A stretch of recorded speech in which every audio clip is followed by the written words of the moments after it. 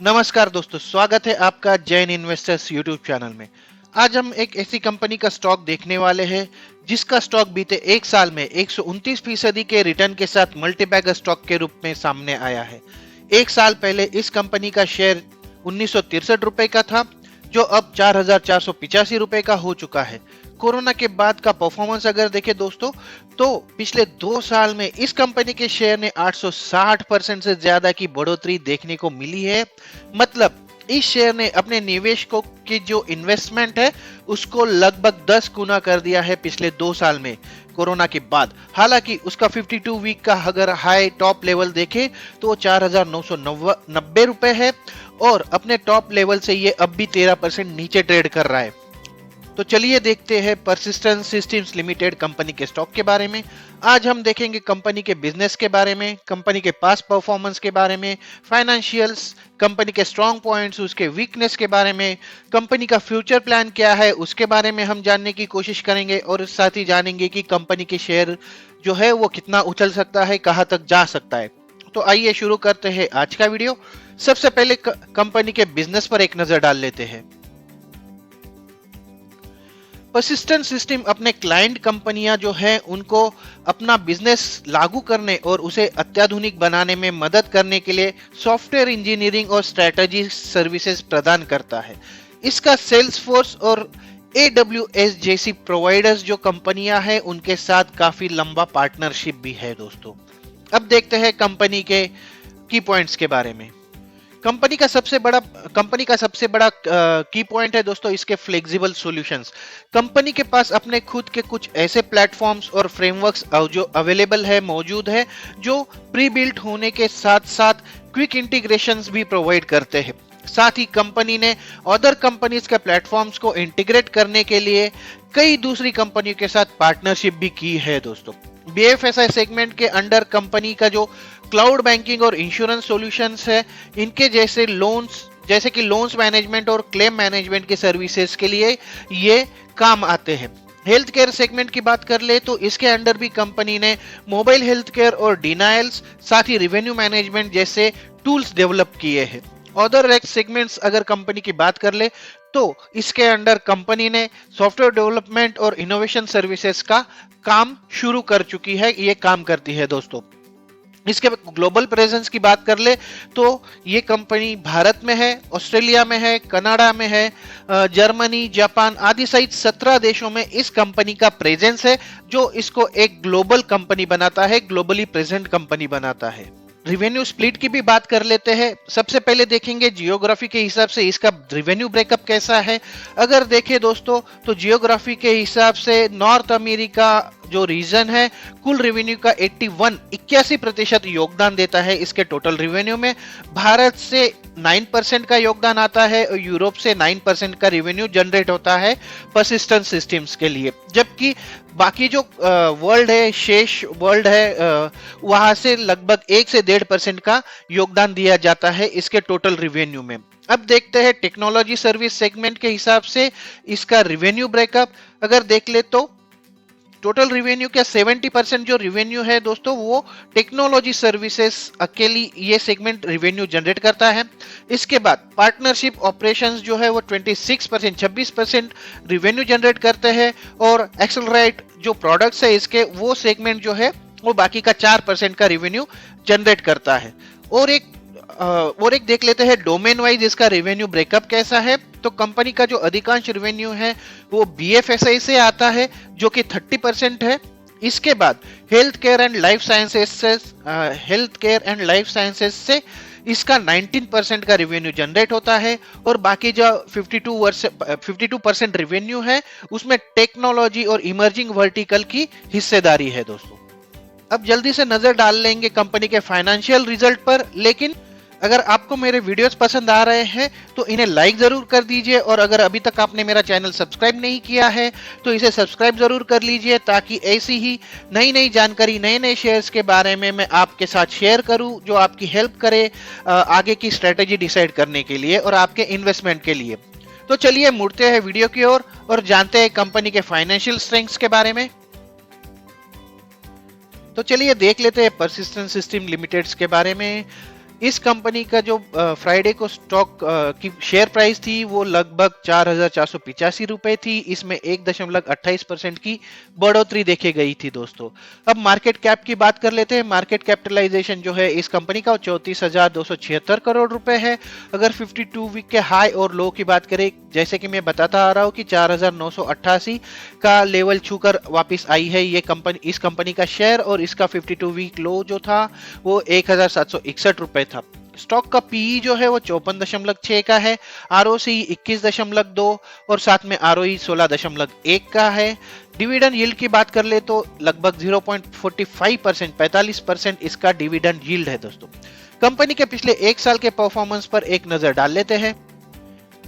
तो देखिए, अगर जैसा कि अगर आप देख पा रहे हो दोस्तों, तो 22 मार्च 2021 को जो बंद हुआ था उस सेशन में इसकी शेयर की प्राइस थी लगभग 1964 रुपए, जो आज हो चुके हैं 4,485 रुपए के आसपास ये आ चुकी है।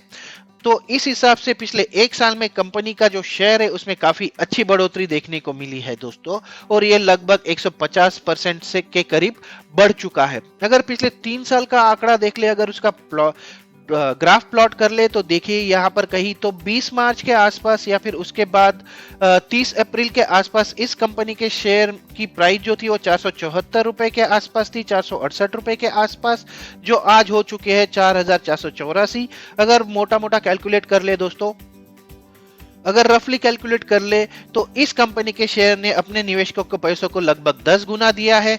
साथ ही मैं ये पैटर्न ड्रॉ करके आपको ये बताना चाहता हूं कि कंपनी के का परफॉर्मेंस जो है वो स्टेबल है, एक कंसिस्टेंट परफॉर्मेंस है, जहां पर बहुत ज्यादा ऊंची नीची इमारतें हमें देखने को नहीं मिल रही है। यहाँ पे जरूर एक नीची इमारत देखी गई है, लेकिन जैसा कि मैंने बताया, ये बॉन्ड यील्ड और उसके साथ अमेरिकी फेडरल रिजर्व का जो डिसीजन आने वाला था उसकी वजह से सारी आईटी कंपनीज के शेयरों में जो गिरावट हुई थी ये उसका असर था। लेकिन इसके बाद कंपनी ने शार्प रिकवरी शुरू की है, और अगर देखें तो ये वी टाइप की रिकवरी देखी जा रही है यहाँ पर दोस्तों।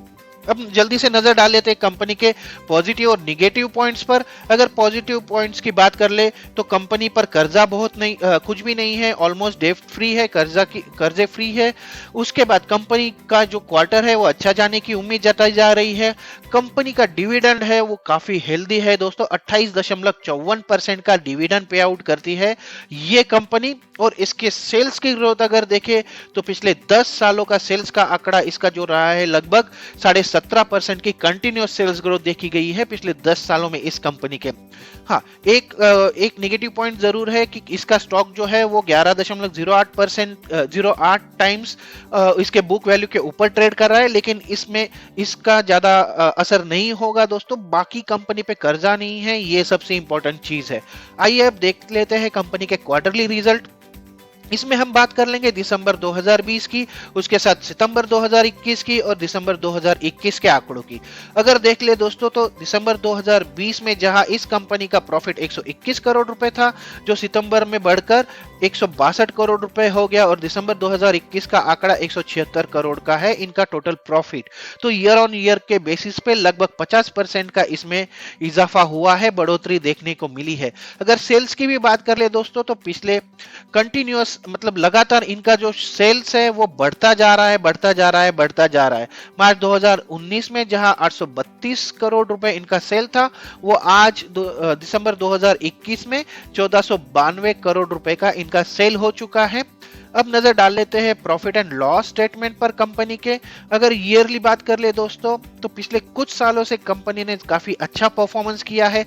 यहाँ पर मार्च 2020 में जरूर कंपनी के प्रॉफिट में थोड़ी सी कमी आई थी, लेकिन ये तो लाजमी है, जब कोरोना आया था, कोविड आया था, उसके वजह से काफी कंपनीज पे असर हुआ था और उनका प्रॉफिट डाउन हो गया था। लेकिन उसके अलावा अगर मार्च 2016 से देख ले तो इनका प्रॉफिट कंटिन्यूअस बढ़ता जा रहा है।